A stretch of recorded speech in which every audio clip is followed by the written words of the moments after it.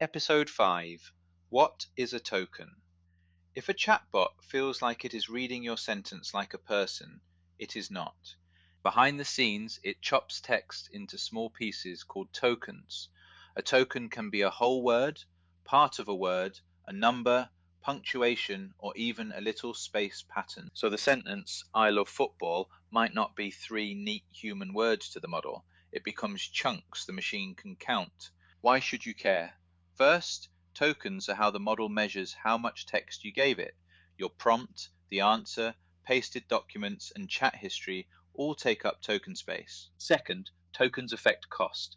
Longer inputs and longer outputs usually mean more tokens. Third, tokens affect memory. The context window is the model's working space.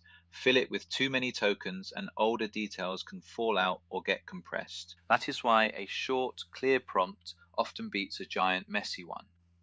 Beginner rule. If it goes into the chatbot or comes out of it, it is being counted as tokens. Next episode, we explain why bigger AI models suddenly started working better.